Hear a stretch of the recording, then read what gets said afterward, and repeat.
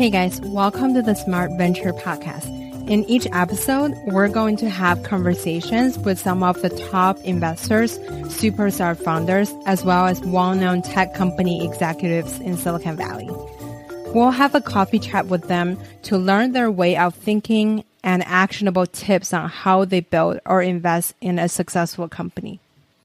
Before we start our show today, I want to make sure the listener, aka you, understand that everything a person say on the podcast only reflects hers or his own opinion, not the show or the company they work at. Our guest today built and sold two very successful software companies.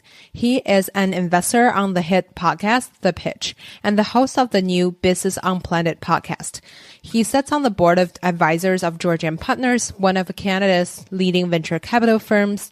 He is a recipient of Canada's Top 40 Under 40 award and a finalist for Ernst & Young's Entrepreneur of the Year award. His name is Michael Hyatt. This episode is the first part of the conversation with Michael. We'll focus on how Michael started his career in tech and his experience on being an investor on top shows and podcasts. Welcome to the show, Michael. Thanks for having me. Michael, you're an investor on The Pitch. For those who are not familiar with The Pitch, it is a podcast similar to the format of Shark Tank. Michael is one of the quote-unquote shark or investor on the show. Michael, I have to say you're one of the sharpest investor on the show. You always ask hard questions to the founders. You were also on Dragon's Den. Tell us more about the experiences and the behind the scenes of the shows. Well, The Pitch is first off, I did some Dragon's Den, and Dragon's Den is what I would call great entertainment. The Pitch is very real in the sense that look, there's a lot that's real about the Dragon's Den, by the way. I mean, there's a real deals. It's really the way it is. I just think they do a lot more creative editing. And of course, the Pitch is interesting because they do something a little different, which is the entire show, which is filmed out of Brooklyn, or sometimes we do it actually in the Valley, is the premise is that what if you could be a fly on the wall? So you hear us speaking kind of before, during, and they'll call me 3-4 weeks after. So when you hear an episode, it is actually, sometimes it could be a span of 8 weeks or 4 weeks. As an entrepreneur, how did the journey actually happen? It's very real and it's very raw, and I really enjoy it. And the other co-panelists are super smart, and that's always an interesting thing to see what everybody else has to say. But it's a really fun show to do. It's intense because you'll go to Brooklyn and you'll be there for days just seeing pitches. And I feel sorry for the pitches that come in at the end of the day because I'm just tired, so it's a lot. I feel you. What's the difference between being a judge on a TV show or a podcast versus the pitch in real life? I think deals are much more organic and take much more time than shows will show. I think that when you invest in an earlier stage business, it's a marriage, and you're going to get married to that company in your head for at least probably 10 years. That's a long time. And everybody thinks, I'm going to invest in a company, I'm going to flip it to Google or something in 3 years. And that's just very far and few between. And that's not what you should be out for. So the question is, do you like the people you're going to be working with? Because you're going to be in a foxhole with them for a decade. That's a long time to be invested in a company and get to know people. And you might have to take 400 phone calls over 10 years. That's a lot of work. Mm-hmm. And I would say that the difference is, the greatest deals are ones where you get to know the founders and get to know the business. It takes a little more time. The great deals are more thoughtful, and it's just one of those relationship things. Let's use The Pitch as an example. After you talk to a deal on the show, I assume you would take time to evaluate the team. Not every deal follows through, right? So what's a follow-up process after the show look like? Compared to some of your day-to-day investments, assuming you invest in many deals that are to B or more technical, I feel like most deals on the show seems like very consumer focused. Yeah, they had a lot of consumer. So what I tend to do is that after the show, one of the things I do with a lot of early stage companies whose product is out, I take the product no matter what it is or service, and I call people in my network, and this is why having a network is important, and I get them to try to use it. And I just say, just tell me what it's like to use it. And I hear everything from this is terrible, it doesn't work, till this is the best thing I've ever seen. Sometimes after the show, you find out that there's a whole bunch of other problems with intellectual property or something else that makes it so you can't invest. And sometimes you find out it's better than you thought. But look, I mean, inherently what's difficult about a lot of the stuff you see on like the pitch is the little too early stage. So there's so much pivoting and so much to still happen. And you're making a very specific bet. And I would say the most striking thing, and I wonder if a lot of investors in the Valley and different places around the world would agree with me, but when you invest in an early stage company, you're investing in really one thing, which is the founder's ability to pivot. Because I think almost 100% of the time that business is going to pivot, good or bad or left or right or 3% or 75%, it's going to move, it's going to change. And can that founder pivot their company? And the second thing is, will they take feedback? Right? Like how often, like one of the most critical things about a founder is that they have a certain amount of humility and they have the ability to say, hey, that's a good point. You know, and I try to show them that when they make a good point, I say, maybe I'm wrong. Maybe that is a good point. And so do they have the ability to take feedback? And the ability to pivot and the ability to work constructively with feedback is probably two are the things that make and break companies in the early stage. Yeah, totally. Normally, I always heard about people looking for a big market and a good team. But what does a good team even mean? I like you were super clear about what it meant to you. You're looking for teams that are able to pivot and take constructive feedbacks to make sure they're going to the direction that's right for them. Those are great indicators for a good team. You're on the board of advisors of Georgian Partners. What's the differences between being an LP investing through a fund compared to making direct investments for startups? Well, I've been on their advisory board now for, maybe 7 years. So I literally am very close to the company. I'm very proud of the folks at Georgian Partners because they've been able to achieve what very, very few funds have achieved. They've achieved in a very short period of time, inside of a decade, multi-billion-dollar status, some fantastic exits, and one of the first companies they ever invested in, and they just knew they had to invest when they almost didn't have a fund, was this company in Ottawa called Shopify. You may have heard. And they got into that company in one of the earliest rounds. And then what's so good about Georgian is that they take a thesis and they keep evolving that thesis. And I would say every year they get us together and they come up with what we seemingly think is a crazy idea, and then it turns out to be really quite brilliant. And you know, they're very thematic about it, and they're very good at it. So I get to invest directly into companies. I get to invest alongside Georgian. I also get to invest alongside a large private equity firm like Madison Dearborn. Madison Dearborn is, in my view, one of the greatest private equity firms around and out of Chicago. The cross streets are Madison and Dearborn in Chicago, and they've been around since the early 80s, one of the originals.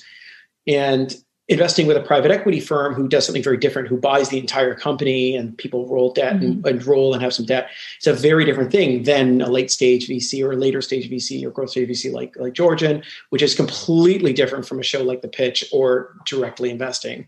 So I'm sitting at this awesome purview where I can kind of see it all happening. And I even have a couple investments in fund of funds, which actually invest in a lot of different VCs. And then I have some other investments in some very specific, what I think are fantastic security-based VCs that are just doing security space in the Valley, which I think is still going to be a hot space for a long time.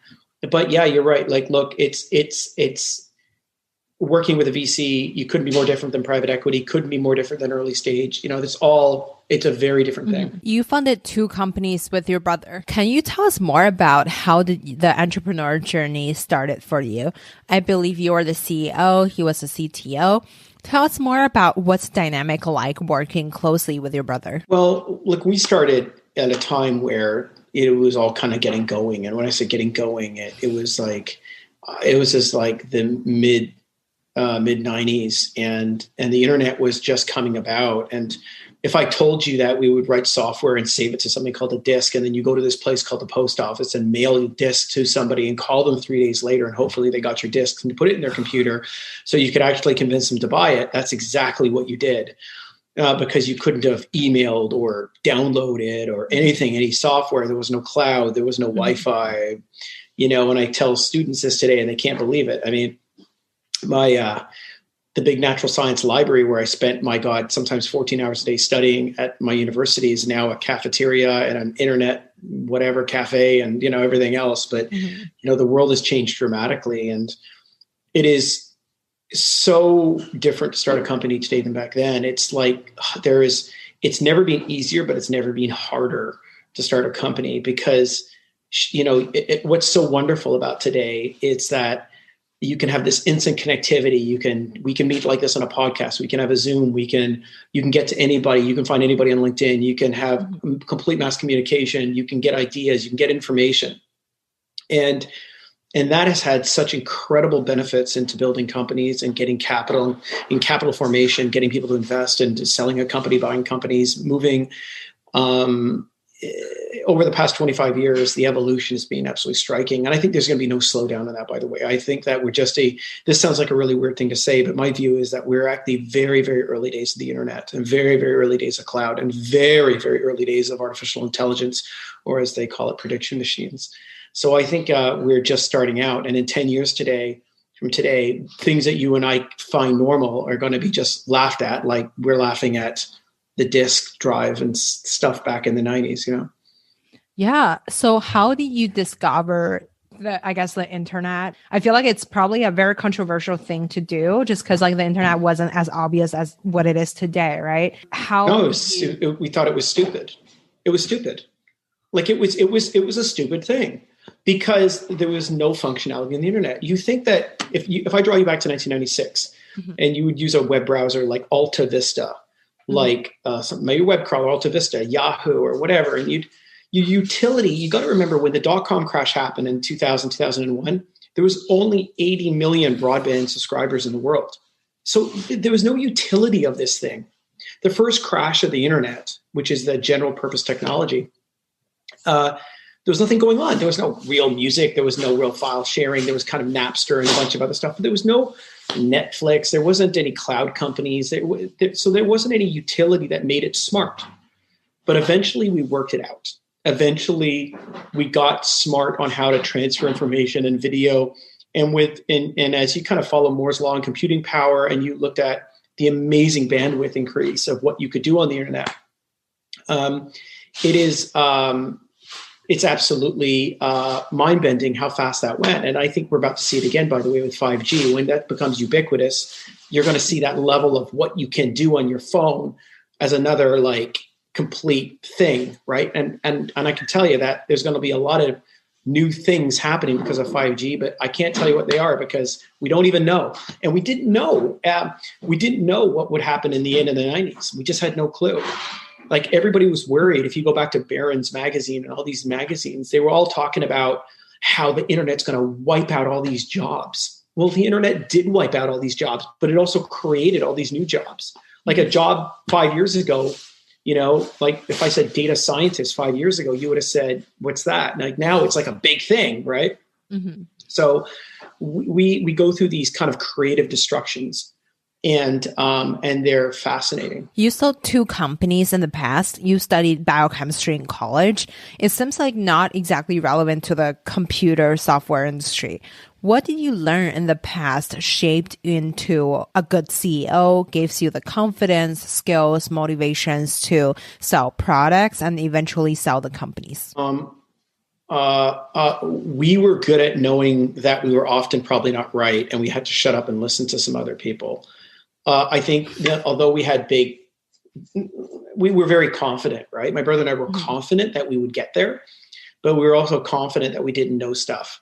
My brother and I didn't have an MBA. We didn't really go to anything. We didn't have entrepreneurship. We never had meetups. We didn't have all the things that you can do today to go through like the Founders Institute or go through an incubator or read a book on how to, there was none of that existed. Mm-hmm. So, it was just pure confidence in knowing that we should probably shut up and listen to some people who've done it before us. And we spent a lot of time hiring the right people and the wrong people, and just hook or by crook, we got there. But, I would say I'm a 20-year overnight success, What would be one skill you are constantly trying to master? Would it be sales skills? Would it be hiring? I know sales was natural to me, and Richard, coding was natural to him. He's a brilliant coder, my brother, and tech guy. I would say we were constantly trying to get people in the boat rowing together. So how do you motivate and get everybody to really lean into your business, like for real. Like most people just clock in and do 9 to 5 and do what they have to do and do enough to make you say, good job, a 7 out of 10. Like a lot of people, and that problem really is a problem of us and me and management. Like we never, like how could we better make an environment to get people really rowing at that 9 out of 10? Like how do you get people built into a system?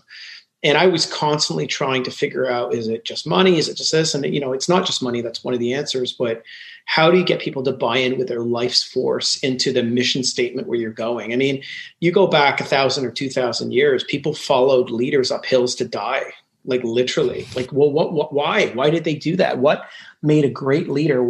When you went over the trench in World War I, you followed your lieutenant. Like, why did you follow that lieutenant? It's more than, certainly wasn't money. There's something about great leadership to follow people up through battles. And I think startups are battles. They're war, and great leadership is something I was constantly trying to get better at. And I don't think I ever got, grasped it. I just kept on trying, and you just keep failing, and then you keep trying. Can you give us a picture about how you started your first company with your brother?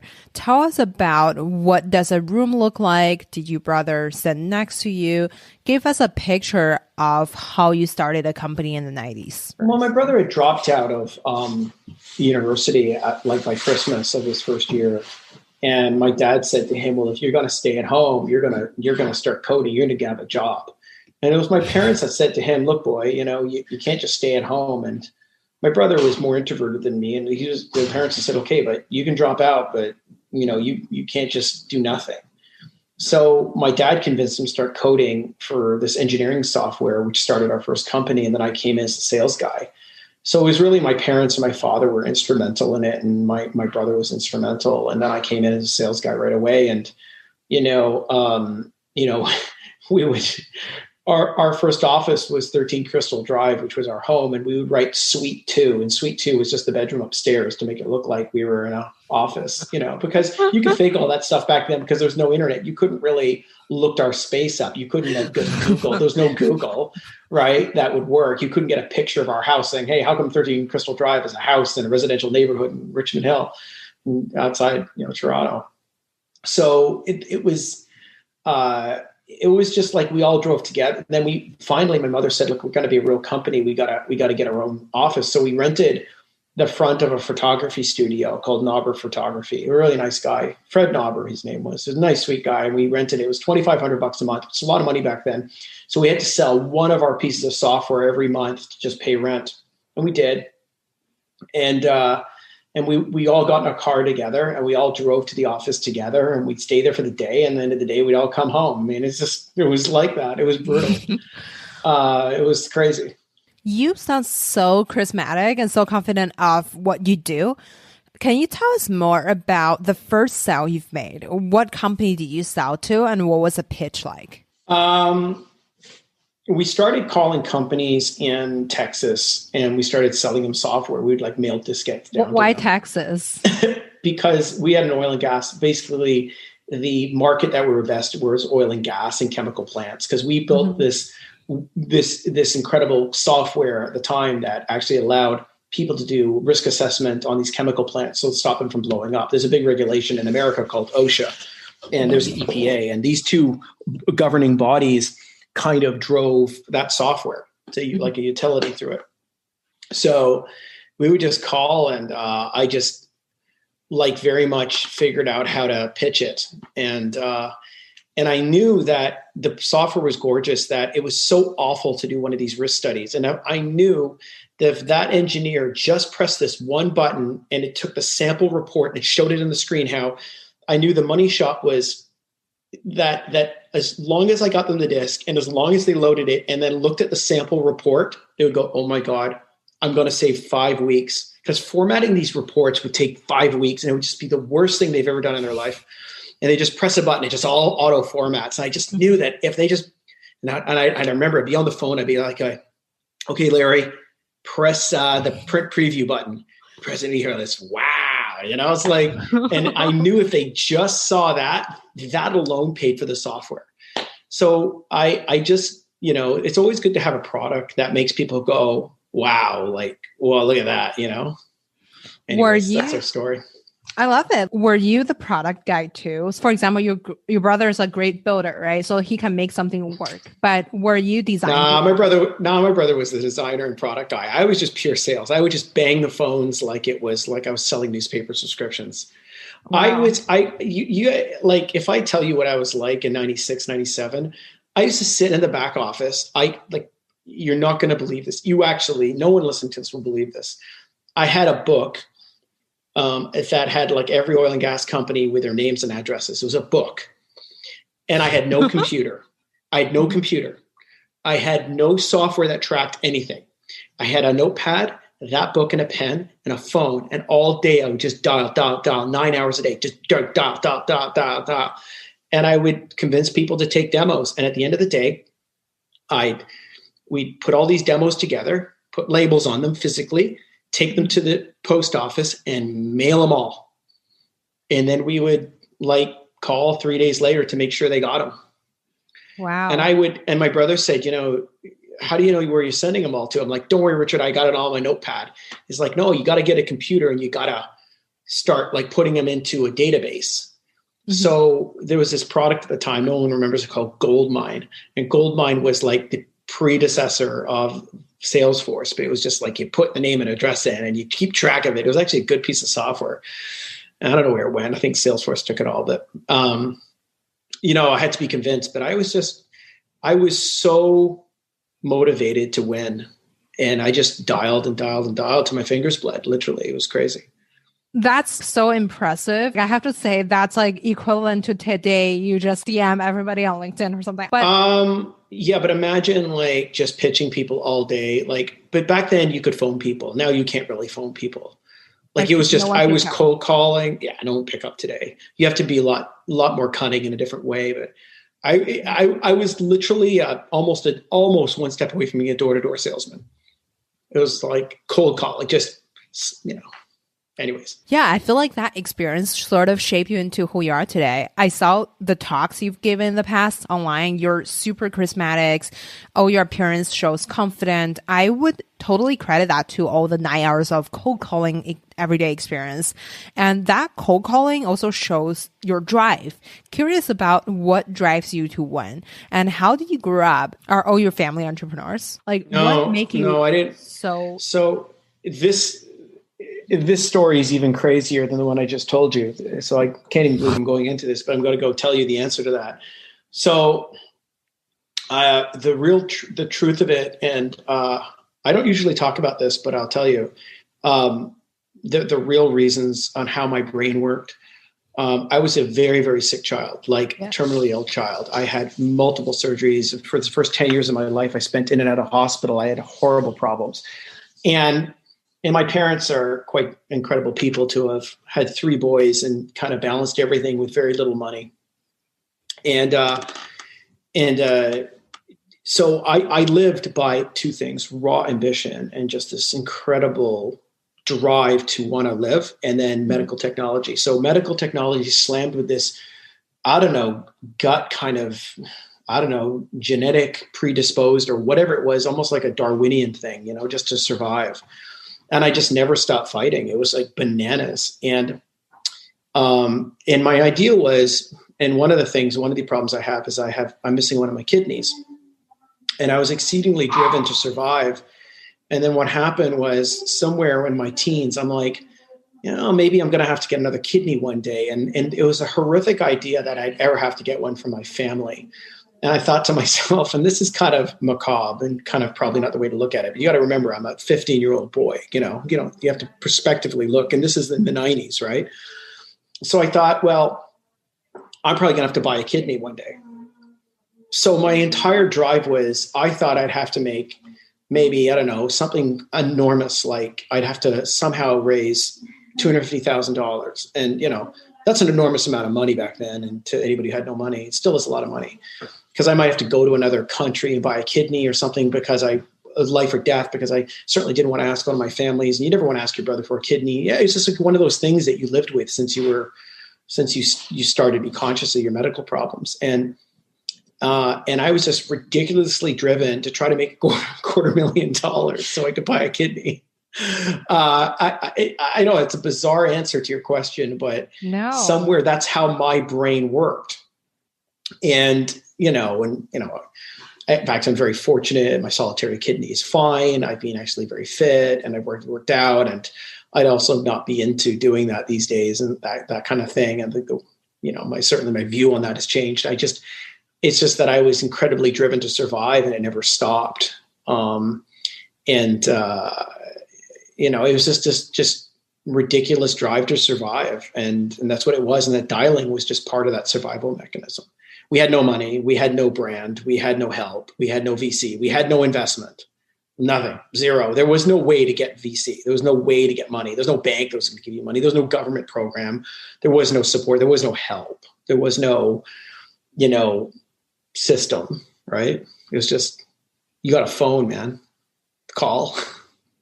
Wow, Michael, I'm kind of speechless. I can totally relate to you. I feel like a lot of the drive does come from fear. I love that you're just keep on fighting. I feel like a lot of people feel depressed because they're not really doing their dream job or getting rejected. But I feel like fighting for a kidney, that's on another level. I feel like people should be hearing this so they could feel more positive on what they can achieve than what they don't have. All right, that's all we have for today. Thank you so much for listening to this episode of Smart Venture Podcast. In the next episode, we'll learn more about Michael's perspective on investing as well as personal development. Don't forget to come back on Wednesday for the second part of the conversation with Michael. If you like it, please leave us a quick review and hit subscribe so you don't miss any tips from the experts. If you want to receive our updates, please leave your email at smartventurepod.com. If you want to connect with me, all my socials are at Grace Gong GG. Beside LinkedIn, it's just Grace Gong. I'd love to connect with you and let me know your thought about the show. Now you can also listen to Smart Venture Podcast on YouTube. Go to smartventurepod.com, click the YouTube link on the top banner. Don't forget to hit subscribe and smash the like button. See you next time.